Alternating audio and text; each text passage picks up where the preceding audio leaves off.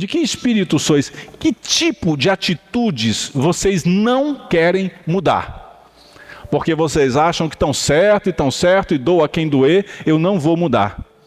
A gente falou aqui sobre a amizade com o mundo, que faz você pensar igual ao mundo, que faz você viver totalmente nesse mundo, que faz você ser condicionado pelos conceitos do mundo, faz você ser adoecido por este mundo. Mas a grande questão é que tipo de atitudes vocês não querem mudar? Tem coisas que não servem mais para mim.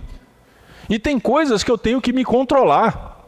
Eu sei que eu tenho dentro de mim algumas coisas que, se não é o Espírito Santo de Deus controlando, eu vou me exceder, vou machucar pessoas que eu amo, vou magoar as pessoas que estão caminhando comigo, não vou conseguir ser um reflexo de Deus na vida daqueles que creem e que caminham comigo. Então eu preciso olhar e perceber o seguinte: que tipo de atitude eu não quero mudar? Eu bati o martelo e falei, eu sou assim. Agora quem quiser que me aguente. Não, na Bíblia não é assim. Ninguém é obrigado a aguentar a sua ignorância. Ninguém é obrigado a aguentar a sua indignação a respeito de tudo que você não gosta. Ninguém é obrigado a aguentar suas imposições. Ninguém é obrigado a aguentar a carga pesada que você joga. Ninguém é obrigado, então você tem que mudar nesse processo. Você precisa mudar nesse processo. Que tipo de atitudes a gente tem que mudar?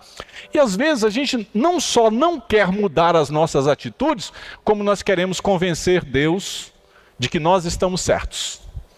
De que nós estamos certos. Há um trecho da Bíblia em que Jesus quebra um padrão, um paradigma na vida de Pedro, do apóstolo Pedro. Porque ele tenta convencer Jesus de algo que é errado. Que é errado. E às vezes a gente faz isso até nas nossas orações, né? A gente sabe que é errado, mas fala, Deus, o Senhor me conhece. O Senhor sabe que isso é importante para mim. E Deus está dizendo, mas é errado. É errado. Por isso eu não faço.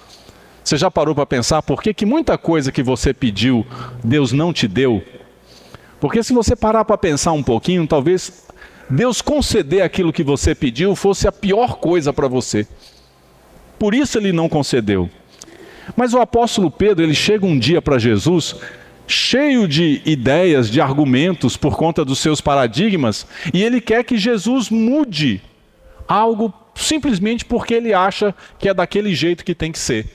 E aí diz o texto bíblico lá de Mateus, então Pedro, aproximando-se, perguntou a Jesus, Senhor, até quantas vezes meu irmão pecará contra mim que eu lhe perdoe?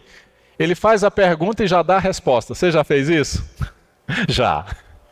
Você faz a pergunta e dá a resposta. Ele diz assim, até 7 vezes?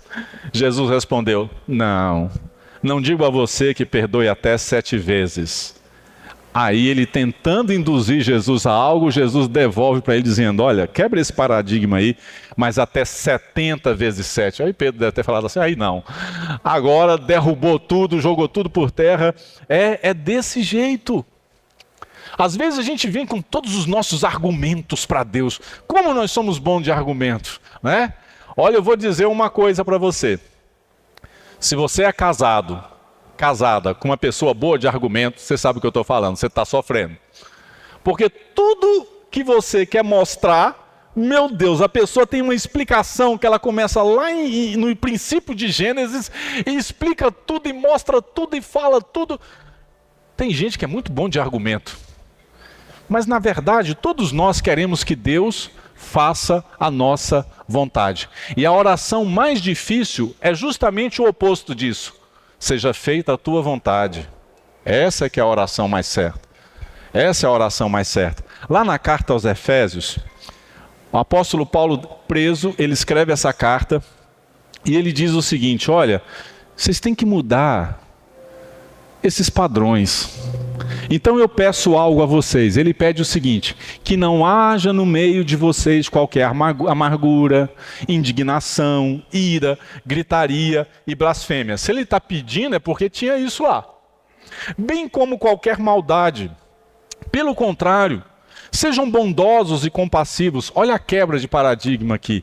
Uns para com os outros, perdoando uns aos outros, como também Deus em Cristo perdoou vocês. Vocês foram perdoados e vocês não têm coragem de perdoar ninguém. Tem dificuldade disso? Deus cuidou bem de vocês e vocês não estão cuidando bem de quem vocês deveriam cuidar. Deus tem dado oportunidade grande a vocês e vocês não estão dando oportunidade para ninguém. Tem que quebrar isso. Tem que quebrar isso.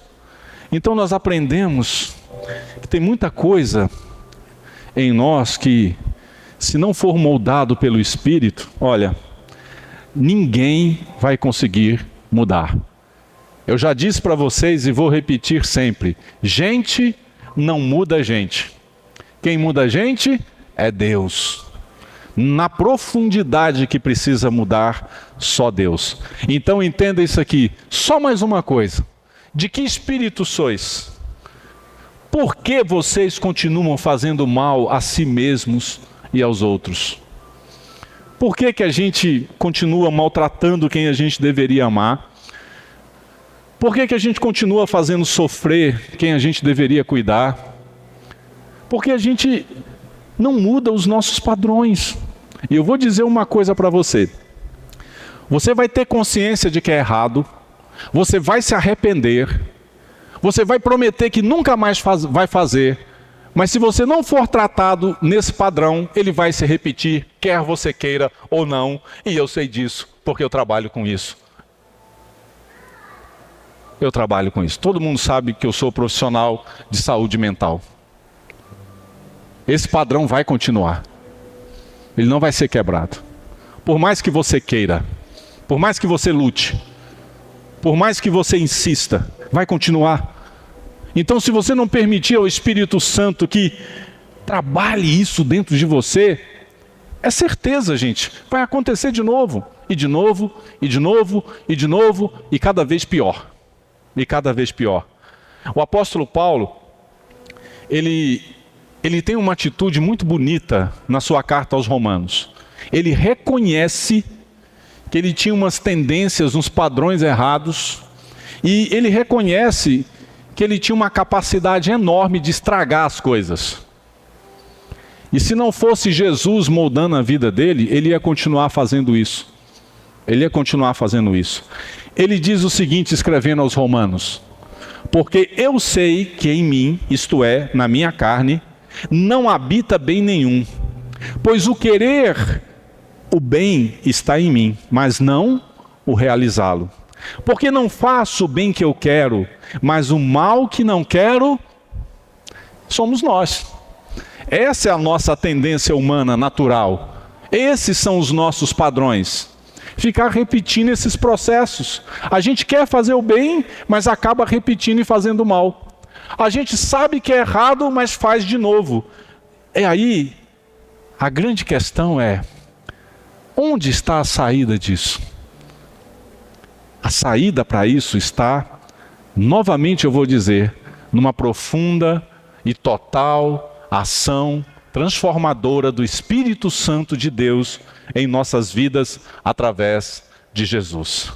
E aí você vai poder viver aquilo que Jesus explicou para os seus discípulos lá em Mateus. Portanto, tudo que vocês querem que os outros façam a vocês, façam também vocês a eles, porque esta é a lei e os profetas. Olha que interessante, né? Pensa, você gostaria que alguém tratasse você exatamente como você trata os outros? No seu pior dia? No dia da sua aflição? Do seu nervosismo, da sua impaciência? Você gostaria que alguém te tratasse assim?